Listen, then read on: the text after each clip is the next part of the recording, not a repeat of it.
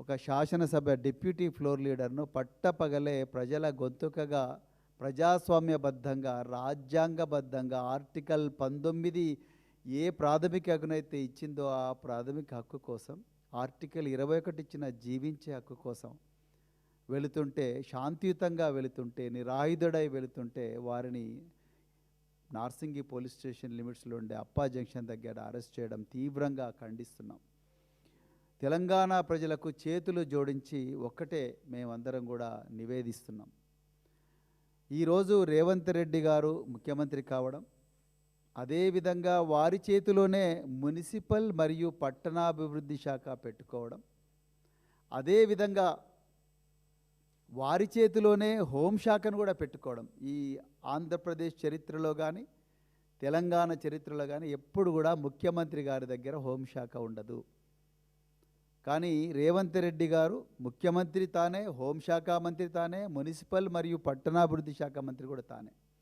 అదేవిధంగా మరొక సీనియర్ మంత్రి పొంగులేటి శ్రీనివాసరెడ్డి గారు కూడా తెలివిగా రెవెన్యూ శాఖను, అన్నిటికన్నా ముఖ్యంగా సమాచార పౌర సంబంధాల శాఖని, పత్రికలన్నింటినీ ఛానళ్ళన్నింటినీ కూడా కంట్రోల్ చేసే ఏకైక శాఖ information and public relation department. ఇవి రెండు కూడా వారి దగ్గర పెట్టుకోవడం.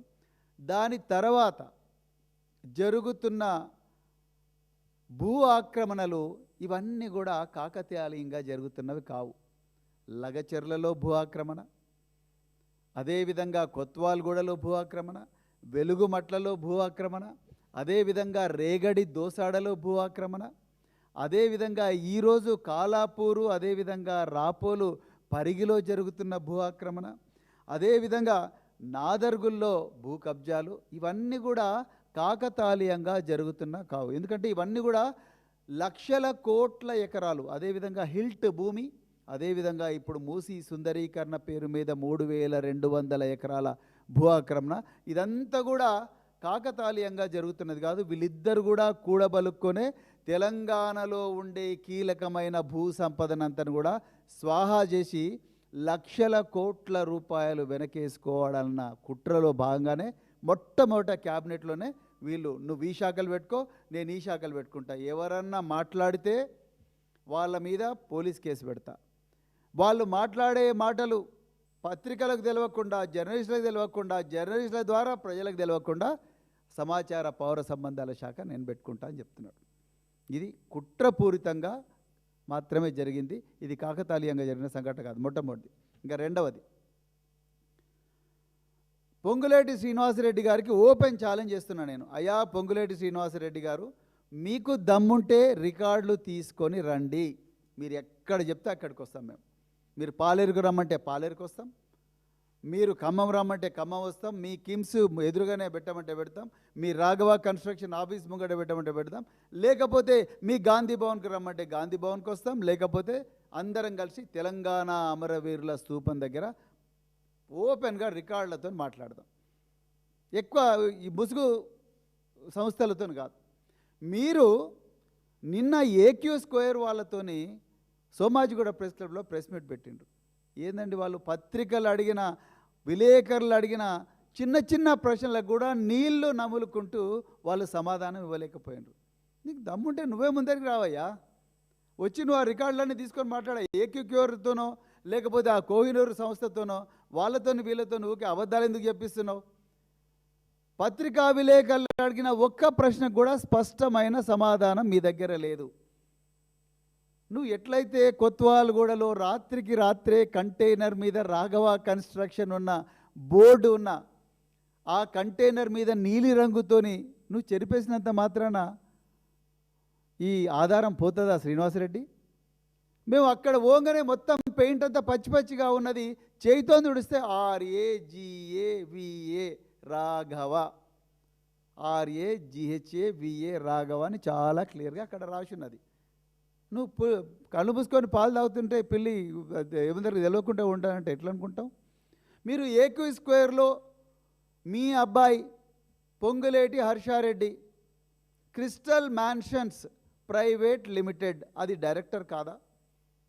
మీరు 3 సార్లు చేంజ్ చేసారు. ఒకసారేమో కోహినూరు ఆ భూమి నాదంటాడు, ఇంకోసారేమో ఏక్యూ స్క్వేర్ రోడ్ మేము కూడా కొనుక్కున్నాం అంటాడు, ఇంకోసారి క్రిస్టల్ మ్యాన్షన్. అన్నిట్లలో కూడా కామన్ థ్రెడ్ ఏందా అంటే పొంగులేటి హర్షారెడ్డి. శ్రీనివాసరెడ్డి గారు, మీరు న్యాయబద్ధంగా డబ్బులు చేసుకుంటే మాకేం అభ్యంతరం లేదు. రేవంత్ రెడ్డి గారు, మీరు కూడా న్యాయబద్ధంగా డబ్బులు చేసుకుంటే మాకేం అభ్యంతరం లేదు. మీరు కానీ, మీ 4 బ్రదర్స్ కానీ, పొంగులేటి శ్రీనివాసరెడ్డి కానీ, పొంగులేటి హర్షారెడ్డి కానీ, ఇంకెవరైనా మీరు న్యాయబద్ధంగా డబ్బులు చేసుకోండి. ఎవరు వద్దంటున్నారు? హైటెక్ సిటీలో పనిచేయండి, నార్సింగ్ చౌరస్తా దగ్గర అడ్డా కూలీలుగా మారండి,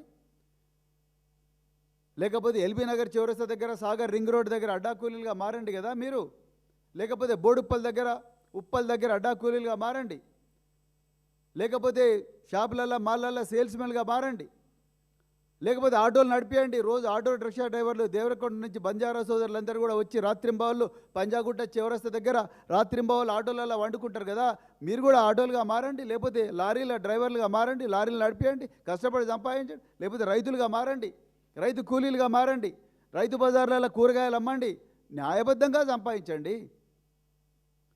ఇంత దుర్మార్గం ఏంటంటే ఇప్పుడు శ్రవణ్ గారు ఆధారాలతో చెప్పిండు కదా, 373 ఎకరాలు ఇది ప్రభుత్వ భూమే, ముమ్మాటికి ప్రభుత్వ భూమే. మీరు సుప్రీంకోర్టులో ఇది ప్రభుత్వ భూమి కాదు ప్రైవేట్ భూమి అని అంటున్నారు. అన్నప్పుడు ల్యాండ్ సీలింగ్ యాక్ట్ ప్రకారం ఈ ఏదైతే యాక్ట్ ఉన్నదో ల్యాండ్ రిఫార్మ్స్ యాక్ట్, ఇది one of the best acts. రాజ్యాంగం పెట్టిన అన్ని పరీక్షలను కూడా తట్టుకొని నిలబడ్డ ఒక గొప్ప చట్టం కాంగ్రెసే పట్టుకొచ్చింది. లక్షలాది కోట్లాది మంది తెలుగు ప్రజలకు భూమినిచ్చి వాళ్ళకు ఆసరనిచ్చి నీడనిచ్చిన ఈ చట్టం ఎన్నో రాజ్యాంగ పరీక్షలను తట్టుకొని నిలబడ్డది. ఇందులో ఆర్టికల్ సెక్షన్ 28 చాలా క్లియర్గా, సెక్షన్ 28 ఏం చెప్తున్నది? The act to override other laws. The provisions of this act shall have effect notwithstanding anything inconsistent with any other law for the time being in force or any custom, usage or agreement or decree or order of a court or tribunal or any authority. ఈ దేశంలో ఏ authority, ఏ court, ఏ injunction ఇచ్చినా ఇది చెల్లదు అని section 28 చెప్తున్నది. శ్రీనివాసరెడ్డి గారు, దయచేసి మీ advocate జనరల్ను, మీ GP రెవెన్యూను వీళ్ళందరినీ పిలిపించుకొని చెప్పండి, తెలుసుకోండి వాళ్ళ దగ్గర నుంచి.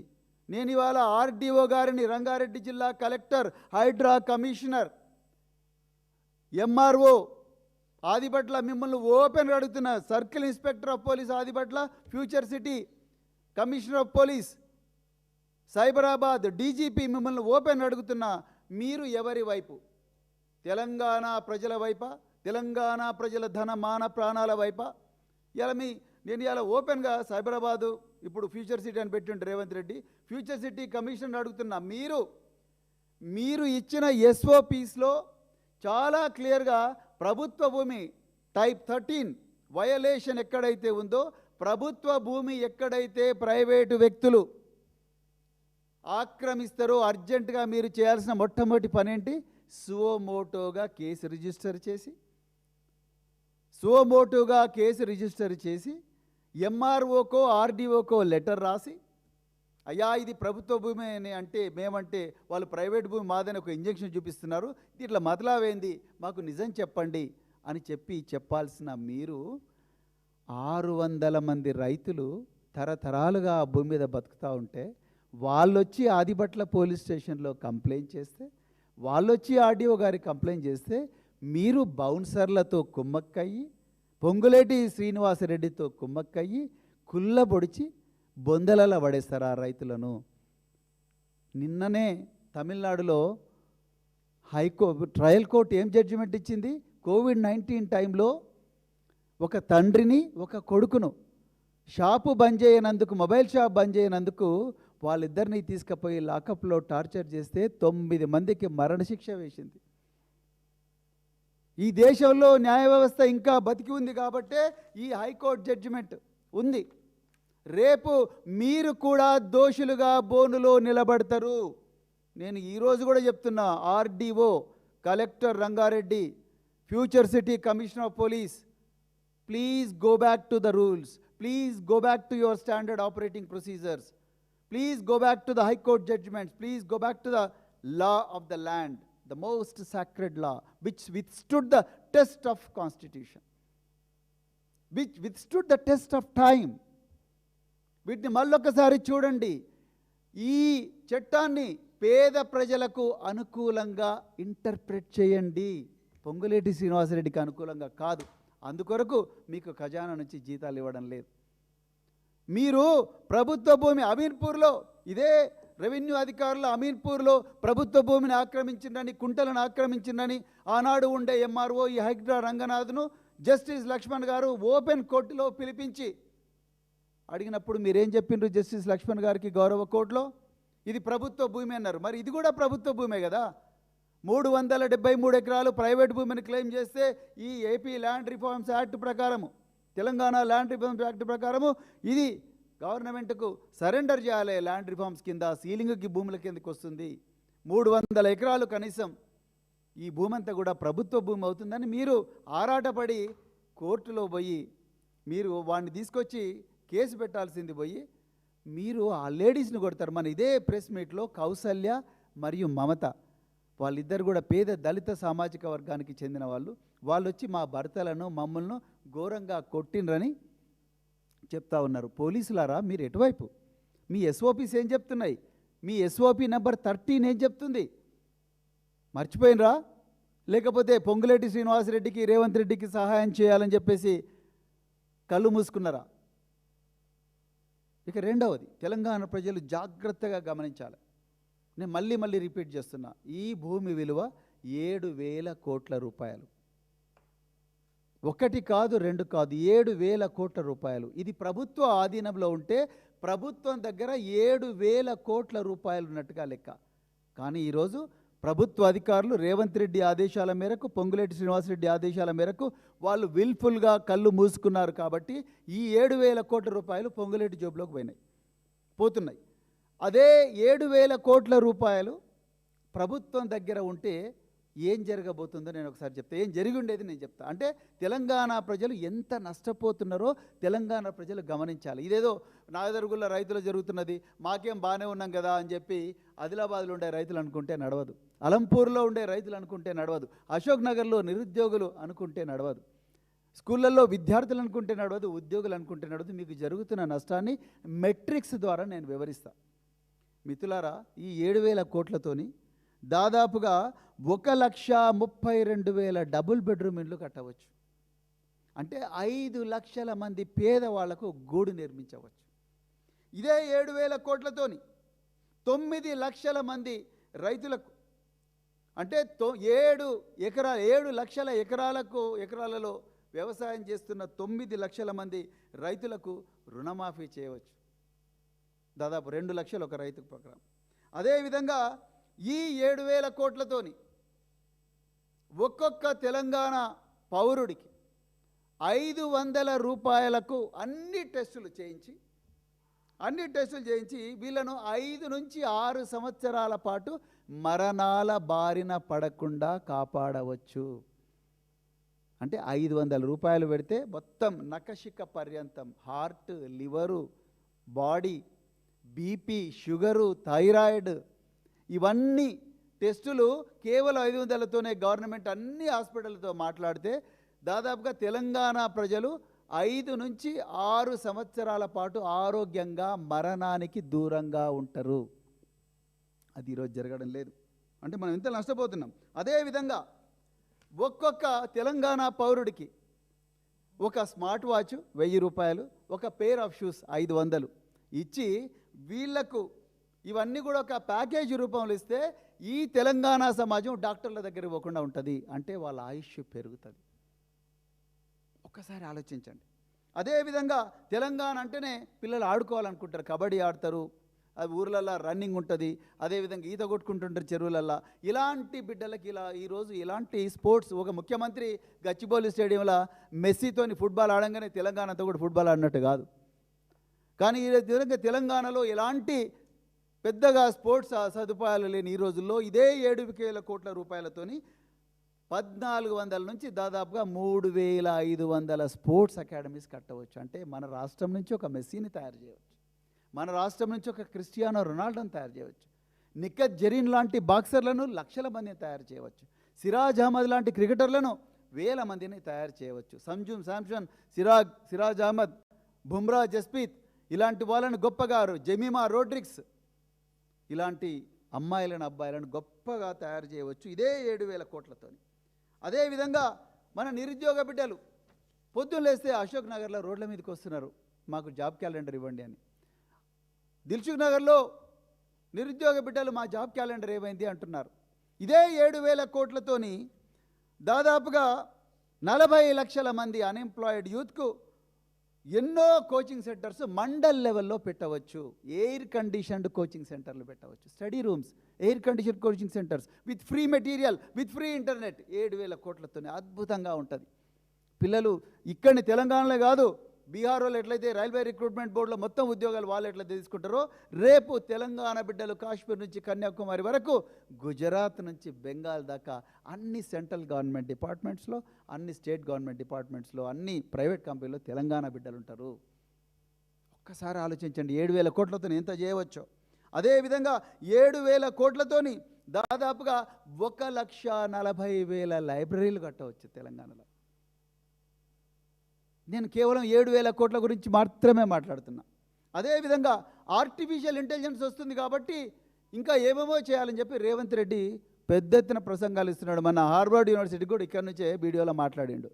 అయ్యా రేవంత్ రెడ్డి గారు, ఇదే 7,000 కోట్లతోని ఎన్నో ఒక్కొక్క coaching, AI artificial intelligence coaching centre ఒక్కొక్క ₹1 కోటి ప్రతి నియోజకవర్గ హెడ్ క్వార్టర్లో పెట్టి లక్షలాది మంది బిడ్డలకు మనుషులను ఏ విధంగా కంట్రోల్ చేయాలి, వస్తున్న కృత్రిమ మేధస్సు సునామీ నుండి తెలంగాణ బిడ్డలు ఏ విధంగా కాపాడబడాలి అన్న విషయం మీద ఆలోచించవచ్చు. ఒక్కసారి ఆలోచించండి. విదేశాలకు ఒక్కొక్క పేద బిడ్డ పోతే 25 లక్షల రూపాయలు,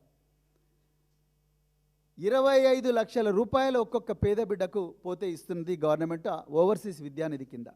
ఈ తెలంగాణలో ఇదే 7,000 కోట్లతోని 2,80,000 మంది బిడ్డలను విదేశాలకు పంపించవచ్చు. తెలంగాణ బిడ్డలను వీళ్ళు విదేశాలకు పోతే ఒక్కొక్కరు బాగా చదువుకొని మళ్ళీ అక్కడ ఉద్యోగాలు చేస్తూ నెలకు $1,000 పంపించిన, $1,000 పంపించిన 2,800 కోట్లు తెలంగాణకు వాపసు ఆదాయం వస్తుంది. అంటే ఈ ఆదాయం అంతా పొంగులేటి శ్రీనివాసరెడ్డి మీరే తీసుకోవాలనా, రేవంత్ రెడ్డి మీ బ్రదర్సే తీసుకోవాలనా, మీరే తీసుకోవాలనా? ఈ పేద ప్రజలు విదేశాలకు పోయి వాళ్ళు డబ్బులు సంపాదించి తెలంగాణకు పంపిస్తే వాళ్ళ కుటుంబాలు బాగుపడతాయి కదా. దీని గురించి ఎవరు ఆలోచించడం లేదు. మిత్రులారా, చివరిగా ఈ భూ దోపిడీ వల్ల, ఈ ధన దాహం వల్ల, ఈ విచ్చలవిడి అవినీతి వల్ల తెలంగాణ ప్రజల ఆయుష్ 1 సంవత్సరం 2 నెలలు తగ్గింది. ఇది వాస్తవం. కేసీఆర్ గారు ఉన్నప్పుడు పెరిగింది ఆయుష్. సైంటిఫిక్ ఎవిడెన్స్తో చెప్తున్నాను నేను. కేసీఆర్ గారు ఉన్నప్పుడు ప్రతి తెలంగాణ వాసి లోపల ఎండార్ఫిన్, సెరటోనిన్, డోపమైన్ లాంటి హార్మోన్లు గొప్పగా వచ్చేవి. ఎందుకు? గొప్పగా విద్య, రైతు బంధు, రైతులందరూ ఆనందంగా ఉన్నారు. ఇంటింటికి నీళ్లు, మిషన్ భగీరథ, కాళేశ్వరం ద్వారా 1 కోటి ఎకరాలకు నీళ్లు, గురుకులాలు, అదేవిధంగా 3 ఎకరాల భూమి స్కీము, అదేవిధంగా అర్బన్ ఏరియాలో రకరకాల కార్యక్రమాలు, అదేవిధంగా టీ హబ్, 2,68,000 ప్రభుత్వ ఉద్యోగాలు, లక్షల కోట్ల విలువైన ప్రైవేటు కంపెనీలు వచ్చి లక్షలాది మందికి బిడ్డలకు, తెలంగాణ బిడ్డలకు ఉద్యోగాలు. అంటే ఎక్కడ 29 మెడికల్ కళాశాలలు, ఎంతో గొప్పగా కళ్యాణ లక్ష్మి స్కీము, అదేవిధంగా షాదీ ముబారక్, కేసీఆర్ కిట్టు, అదేవిధంగా వైకుంఠధామాలు. అంటే మనిషి పుట్టినప్పటి నుంచి చివరి వరకు నన్ను ప్రభుత్వమే చేసుకుంటుందన్నప్పుడు మనిషి లోపల టెన్షన్ ఎందుకుంటుంది? అందుకొరకే ఆనాడు కేసీఆర్ గారి పాలనలో డోపమైన్, సెరటోనిన్, ఎండార్ఫిన్ లాంటి గొప్ప గొప్ప హార్మోన్లు వచ్చి మనిషి ఆయుష్ సగటున తెలంగాణలో దాదాపు 2 నుంచి 3 సంవత్సరాలు పెరిగింది. అంటే వేరే రాష్ట్రాల్లో 70 సంవత్సరాలకే మనిషి చచ్చిపోతే తెలంగాణలో 73, 74 సంవత్సరాలకు చనిపోయే పరిస్థితి నుండి ఈరోజు ఈ పొంగులేటి శ్రీనివాసరెడ్డి, ఈ రేవంత్ రెడ్డిలు, ఈ భూ కబ్జాదారులు, ఈ కాంగ్రెస్ భూ కబ్జాదారులు నెరవేరని హామీలు, అలవిగాని హామీలు ఇచ్చి కేవలం లగచెర్ల నుంచి ఈరోజు పరిగిలో రాపోలు దాకా, వెలుగుమట్ల నుండి కొత్వాల్గూడ దాకా ఎక్కడ పడితే అక్కడ భూములను కబ్జా చేయడం వల్ల తెలంగాణ ప్రజల రక్తంలో కార్టిజాల్ పెరిగింది, అంటే స్టీరాయిడ్స్ పెరిగినాయి. ఈ స్టీరాయిడ్స్ కార్టిజాల్స్ పెరగడం వల్ల లోపల నుంచి అందరికీ కిడ్నీ డిసీజులు వస్తున్నాయి, గుండెపోటు ఎక్కువైతున్నది, అధిక రక్తపోటు ఎక్కువైతున్నది, పెరాలిసిస్ వస్తూ ఉన్నది, రకరకాల రోగాలు వస్తున్నాయి. దానివల్ల వాళ్ళ ఆయుష్ కనీసం 1 సంవత్సరం 21 సంవత్సరం 2 నెలలు తగ్గిపోతూ ఉన్నదని తెలుస్తూ ఉన్నది. అందుకొరకే తెలంగాణ ప్రజలు గమనించాలి. ఇది కేవలం 7,000 కోట్ల ఉదాహరణతోనే నేను చెప్తున్నా.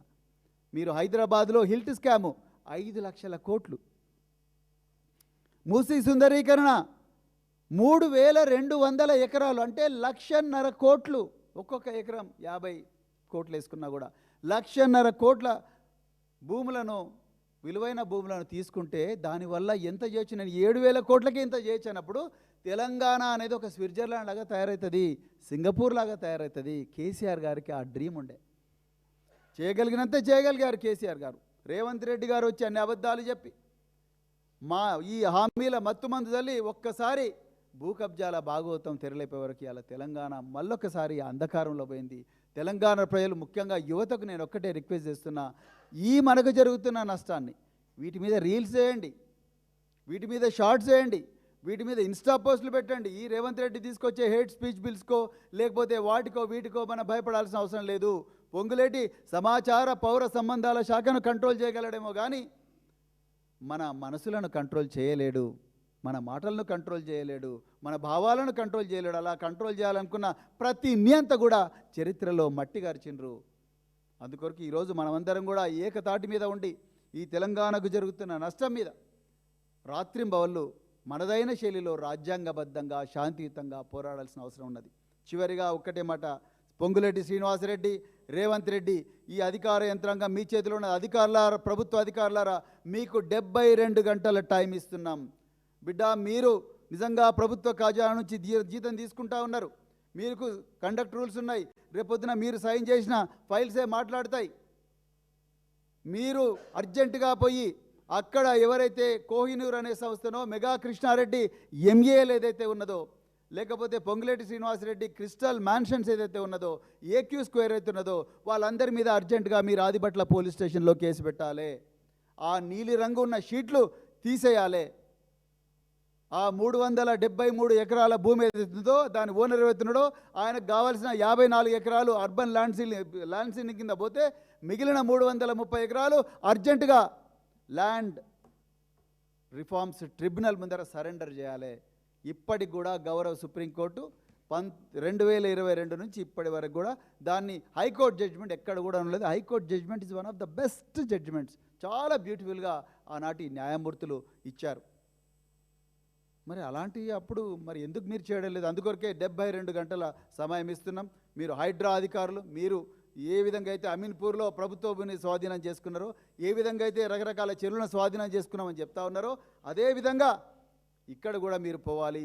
ఇక్కడున్న జీవోలను, అక్కడుండే యథాతస్థితిని అంతా కూడా గమనించి ఆ భూమిని అర్జెంటుగా ప్రభుత్వ ఆధీనంలోకి తీసుకోవాలి. తీసుకున్న తర్వాత మిగతా వాళ్ళు ఎవరైతే ఎంకరేజ్ చేసిన వాళ్ళందరూ కేసు పెట్టాలి, లేకపోతే పెద్ద ఎత్తున మేము ప్రజా ఉద్యమాన్ని చేపడతామని చెప్తూ మరొకసారి ఇంత చక్కగా మరి వివరించిన దాసోజు శ్రవణ్ గారికి, అదేవిధంగా మరి వర్క్ చేసిన అందరికి కూడా, అభిలాష్ గారికి, అదేవిధంగా శ్రీనివాస్ యాదవ్ గారికి అందరికి కూడా హృదయపూర్వక ధన్యవాదాలు చెప్తూ, మరి ఇంత ఓపికగా మీ మీద ఎంతో ప్రెషర్ ఉన్నప్పటికీ కూడా మీ యాజమాన్యాల మీద పొంగులేటి శ్రీనివాసరెడ్డి గారు ఎంత దౌర్జన్యకరమైన సంఘటనలు చేస్తున్నప్పటికి కూడా, లేకపోతే ఈ ప్రజల మీద ఎంతో ఘోరమైన దౌర్జన్యం చేస్తున్నప్పటికి కూడా మీరు నిర్భయంగా మరి నిర్మోహమాటంగా ప్రజలకు నిజం చెప్పే ప్రయత్నం చేస్తున్నందుకు మీ అందరికి కూడా తెలంగాణ ప్రజల తరపున ధన్యవాదాలు చెప్తూ మరొక్కసారి మీ అందరికి కూడా జై తెలంగాణ, జై కేసీఆర్.